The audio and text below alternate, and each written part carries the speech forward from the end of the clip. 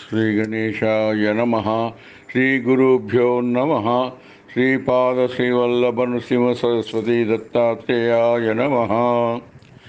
జ్ఞానయోగనిధిం విశ్వగురుం యోగీజనప్రియం భక్తానుకంపినం సర్వసాక్షిణం సిద్ధసేవితం ఏవం యత్సతతం ధ్యాయేద్దేవదేవం సనాతనం ప్రముక్తః సర్వదేవేభ్యో సర్వపాపేభ్యో నిశ్రేయసమవాప్నుయాత్. శ్లాఘనీయం సద్గురు కరుణ. దత్తాత్రేయుని 16 పేరెన్నిక గన్న నామములలో శ్రావణ మాసంలో జపించే గురు కరుణారస నామం పేరు ఓం ద్రాం విశ్వశ్లాఘ్యాయ నమః. ఓం ద్రాం విశ్వశ్లాఘ్యాయ నమః. ఓం ద్రాం విశ్వశ్లాఘ్యాయ నమః. అయితే ప్రతి క్రొత్త నామంను జపించే ముందు గడచిన నామాలు స్మరణ చేసి జ్ఞాపకం చేసుకోవాలి.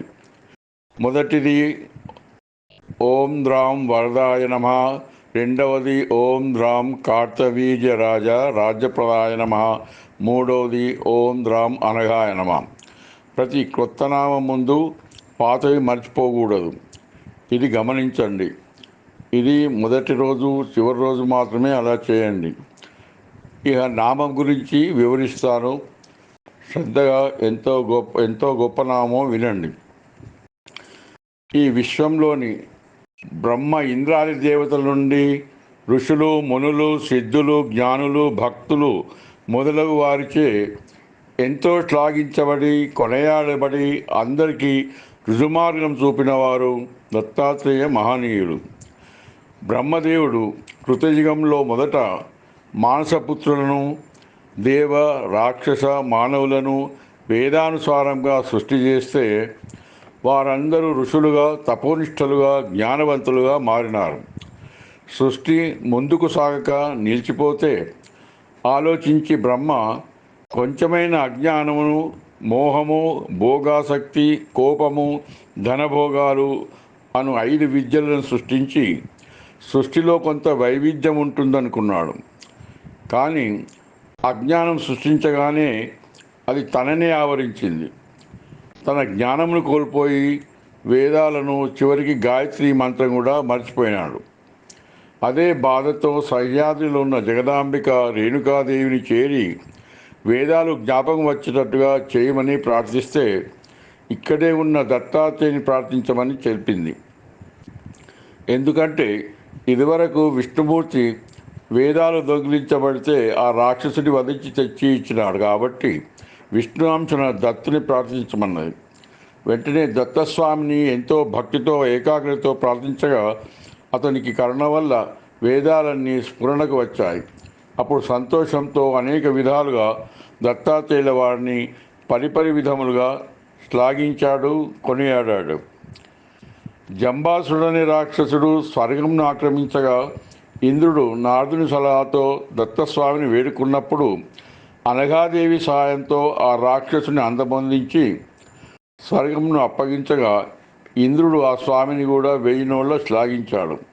అదేవిధంగా పరశురామునికి దత్తస్వామి తన ఆశ్రమంలో త్రిపుర రహస్యాన్ని శ్రవణమాత్రం చేత బోధించి త్రిపురాదేవి నేను వేరు కాదని నిరూపించి ముక్తిని ప్రసాదించడంతో అతడు కూడా పరమానందంగా దత్తస్వామిని శ్లాఘించినాడు.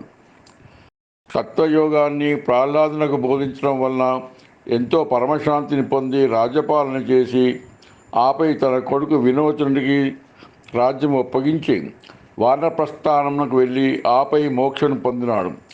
సాక్షాత్తు నరసింహస్వామి భక్తుడైన దత్తస్వామిని అతన్ని అతిగా శ్లాఘించాడు. దత్తుడు కూడా తన దగ్గరికి వచ్చిన వ్యక్తి ఎవరి భక్తుడైనా కాదనకుండా కోరిన విధంగా బోధిస్తూ శ్లాఘించబడ్డాడు. యదుమహారాజు కూడా తనకు ఆత్మశాంతి దొరకక బయలువెడలి దత్తస్వామిని ఆశ్రయిస్తే అతనికి ఆత్మబోధ చేసి ఆత్మానందం కలిగించినందున పరమానందంతో మైమర్చి ఆ స్వామిని విపరీతంగా శ్లాఘించినాడు. అందుకే ఆ యదువంశంలోనే శ్రీకృష్ణ పరమాత్ముడు అవతరించి పెరిగి పెద్దవాడై చివరికి ఆ దత్తుని యోగశాస్త్రంనే అర్జునునికి బోధించి విశ్వప్రచారకుడైనాడు. చంద్రవంశంలోని ఆయు మహారాజుకు సంతానం కలగకపోవడం వలన రాజ్యవారసునికై తపిస్తుండగా దత్తాత్రేయ మహంతు గురించి చాలా విని ఉండటం వలన అతని పాదాలు పట్టుకోవాలని దత్తస్వామి వద్దకు వెళ్ళి పాదాలపై పడి ప్రార్థించగా ఎంతో కసురుకొని విసుగు చెంది పోరా అంటూ తన్నినా అది ఎంతో భాగ్యం తలుస్తూ దాసానుదాసుడై ఎన్నో రకాలుగా సేవలు చేస్తూ రాజ్యం వదిలి ఉండిపోయాడు. అప్పుడు మెత్తబడి ఎందుకు వచ్చావో కోరుకో, ఏమి నీ కోరిక అని ప్రశ్నిస్తే ఆనందంతో రాజు స్వామి నా రాజ్యానికి సకల సద్గుణవంతుడు, పరాక్రమవంతుడు, వంశోద్ధారకుడు కొడుకును ప్రసాదించమని వేడగా సరే నీ కోరిక ప్రకారం విష్ణువంశ సంబుతుడు ఇంద్రునితో సమానమైన వాడు పుడతాడని వరమిచ్చినాడు. ఆ దత్తుని దయ వల్ల అతనికి నవశుడనే కొడుకు పుట్టి తర్వాత కాలానికి ఇంద్రపదవిని కూడా పొందినాడు. కొడుకు ఎన్నడూ దత్తుని దర్శించలేదు, కానీ తండ్రి చేసిన భక్తి వల్ల కొడుకుకు ఎన్ని కష్టాలు గండాలు వచ్చినా కంటికి రెప్పవలే కాపాడినాడు. అంటే సంతానం చేసినా చేయకపోయినా కుటుంబంలో ఒక్కడు సేవిస్తే వారి సంతతి అందరికీ మేలు చేసి చూపిస్తాడనటానికి ఇదే ఉదాహరణ.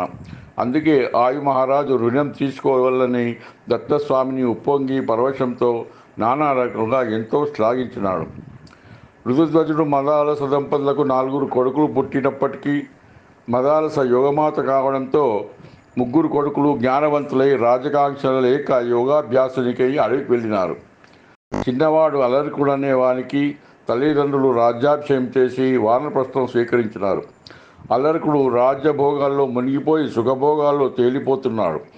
వీరి స్థితిని చూసి అన్నలు ఎంతో విచారం పొంది వీరికి జ్ఞానం కలిగించాలని, రాజ్యం లేకుండా చేస్తే మత్తుమాయ వదులుతుందని కాశీరాజుతో మంత్రాలు చేసి రాజ్యంపై దండెత్తించి ఘోరమైన యుద్ధం జరిగినప్పుడు అలరికుడు ఓడిపోయాడు.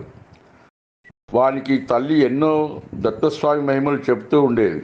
కాబట్టి అడవికి పోయే ముందు తల్లి చెప్పిన మాట సజ్జన సాంగత్యం వలన చిక్కుడిని మోక్షం పొందవచ్చు అనే మాట జ్ఞాపకం వచ్చి దత్తస్వామి వద్ద వెళ్ళి సాష్టాంగ పాదాంగ నమస్కారం చేసి మళ్ళీ వాళ్ళ అమ్మ గురించి తెలపగా వాళ్ళని చేరదీసినాడు. వారి తల్లిదండ్రులు ఉత్తమ సంస్కారం గలవారు ఒకటి చేత అలర్కునికి యోగ మార్గం తెలిపి ఎంతో జ్ఞానిని చేసి ఉద్ధరించాడు. ఈ విధముగా అలర్క మహారాజు జ్ఞాని ఎంతో పరిపరి విధముగా శ్లాఘించాడు. అలర్కునకు ఇలా ఉపదేశించడం చేత దత్తుడు యోగ మార్గ ప్రవర్తకుడుగా శ్లాఘించబడ్డాడు. అదే ప్రకారము కార్తవీర్యాన్ని గురించి ఇంతకు ముందే తెలిపినాను కాబట్టి అతడు కూడా ఎన్నో శక్తులను పొంది శ్లాఘించిన సంగతి అందరికీ తెలిసిందే. సిద్ధులకు యోగులకు మహత్తరమైన యోగ విద్యను తన యోగశక్తిచే ప్రేమతో అందించినవాడు కాబట్టి దత్తస్వామిని వారెంతో శ్లాఘించి వరములు పొంది వెళ్ళినారు. అందుకే దత్తుడు యోగిజన ప్రియుడైనాడు. ఎన్ని జన్మల సుకృతం ఉంటేనే కానీ మానవుడు దత్తోపాసనలోకి ప్రవేశించలేడు. ప్రవేశిస్తే మాత్రం దత్తుడు వారిని ఎంత విడిపించుకుందామన్నా వదిలిపెట్టడు. తానే వాళ్లకు దత్తమవుతాడు. తన కీర్తి కంటే భక్తుల కీర్తి ప్రతిష్టలు పెరగాలనే, జగత్ విఖ్యాతం కావాలని ఎల్లకాలం కోరుకుంటాడు. అందుకే ఆనాటి నవనాథుల నుండి బాబా సచ్చిదానంద స్వామి వరకు కీర్తి పెరుగుతూనే ఉంది. కానీ దత్తల ప్రచారము ఎన్ని యుగాలైనా పెరగక నేటికి అంతే ఉంది. ఇందుకు దత్తుని వాంఛ కూడా ప్రథమ కారణం కావచ్చు. ఒక తండ్రి తన పిల్లలు తనకంటే కీర్తి ప్రతిష్టలు సంపాదించాలని ఆనందిస్తుంటారో అదే రీతి దత్తుడు కూడా తనకంటే తన భక్తుల శ్రేయస్సుపైనే దృష్టి ఉంచుతాడు. ఎంత పైకి తీసుకెళ్లగలడో, అతని కరుణ ఎంతటిదో పై సంగతులే తార్కాణం. వాటిని మనం ఊహించుకొని తరించాలని సదా మనసారా మీ కొరకు దత్తుని ప్రార్థిస్తున్నాం. మీరు కూడా నిక్కచ్చైన సేవలు చేస్తూ తరించండి. హరి ఓం తత్సత్. అవధూత చింతన శ్రీ గురుదేవుడు దత్తార్పణమస్తు. సబ్స్క్రైబ్ చేయండి, షేర్ చేయండి.